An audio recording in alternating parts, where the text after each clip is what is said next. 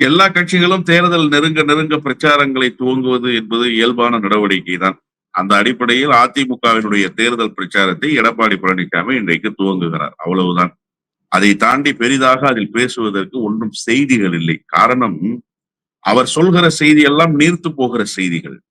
மாநில உரிமைகளை திமுக விட்டு கொடுத்து விட்டது, இந்த அரசு விட்டு கொடுத்து விட்டது. எந்த இடத்தில் எந்த உரிமையை விட்டு கொடுத்தது என்பதை தெள்ளத் தெளிவாக எடப்பாடி பழனிசாமி சொல்வாரேயானால் அதற்கு பதில் சொல்வதற்கு அரசு தயாராக இருக்கிறது. எனக்கு தெரிய இந்த அரசு 4.5 ஆண்டு காலம் யுத்தம் செய்கிறதே தவிர ஒரு இடத்தில் கூட உரிமையை விட்டுக் கொடுத்ததாக நான் அறியவில்லை. எதன் அடிப்படையில் எடப்பாடி பழனிசாமி சொல்கிறார் என்று நமக்கு தெரியவில்லை.